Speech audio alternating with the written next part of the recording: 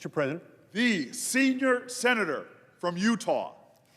Mr. President, in the words of a Simon and Garfunkel song, they sing of a dream in which the world had all agreed to bring an end to war. And they reached this agreement apparently just by signing a single piece of paper. This dream is just a dream, of course. That's not how things are brought about. That's not how lasting peace occurs. But the dream echoes the stated aspirations that led to the creation and eventually the perpetuation of the United Nations. But as history unfolded, the stark reality has not lived up to those lofty aspirations.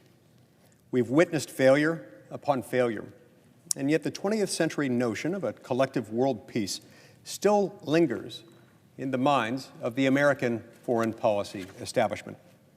It's a notion that believes that somehow U.S. participation and leadership within the United Nations is a foundational pillar of our security and our strength. A glance at the world today, however, reveals the harsh truth. Enduring global peace remains just a dream. While the corridors of the United Nations were designed for diplomacy, it now serves as a place where America's adversaries, people who trample on diplomatic principles and even human dignity itself, to say nothing of national sovereignty, sponsor initiatives that fly in the face of our foundational principles and values.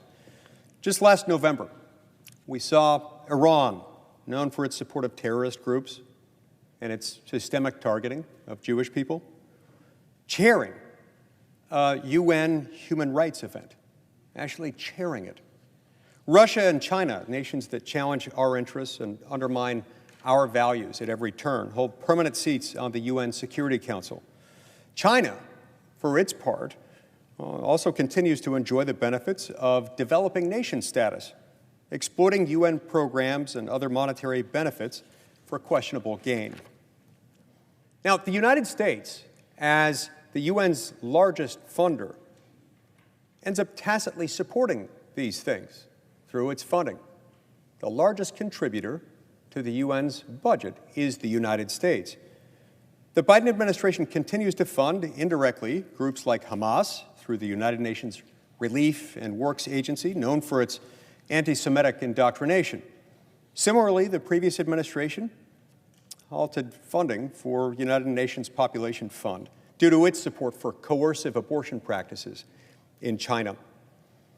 The bloated bureaucracy of the UN epitomizes the very foreign entanglements that our founding fathers warned against. The global security environment of today underscores the urgency of reasserting American sovereignty. The Defund Act, which I've introduced this week in the Senate, seeks to end U.S. participation in the United Nations system, ensuring that any future attempts to rejoin would require Senate approval.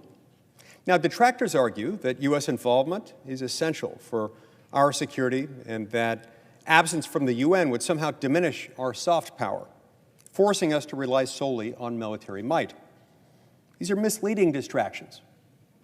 The current UN system itself erodes American soft power and compels us to conform our national interest to the whims of the so-called rules-based international order. This fear-mongering overlooks the proven value of bilateral relationships, which are the true bedrock of international diplomacy. At the UN's inception in 1945, President Truman presented a choice between international chaos and the establishment of a world organization for peace. Yet, despite the UN's existence, chaos abounds, adversaries leverage their UN positions, and the goal of peace is overshadowed by the ambition for supranational governance. The true hope for a peaceful world lies not in such global institutions, but in the strength of our national sovereignty and the use of that strength to forge and continue to foster bilateral relationships around the world. As William Shakespeare said, "What win I if I gain the thing I seek?" One must truly ask, what does the United Nations seek?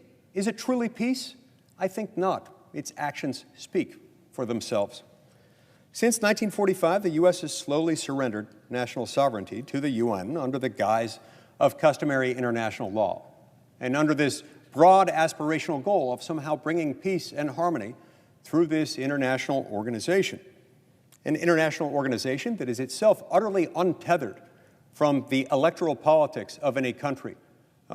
They very much operate as an island unto themselves once they enter the halls of the UN. Now, we in the United States finance a very significant portion of the UN, much of it voluntarily, with no obligation to do so.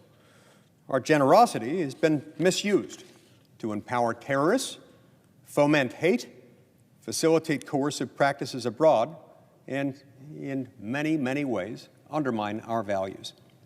The Defund Act aims to restore American independence from the UN's bureaucracy. It will repeal the Foundational Participation Act within the UN Participation Act of 1945, terminate our contributions, end participation in peacekeeping operations, and strip UN personnel of diplomatic immunity within the United States. It'll also remove the United States from the World Health Organization and prohibit re-entry into the UN system without the Senate's advice and consent. It's time, Mr. President, that we face reality. The UN has long since ceased to be an effective or responsible steward of our resources. It's time for America to lead through strength and sovereignty, not through subservience to an organization that no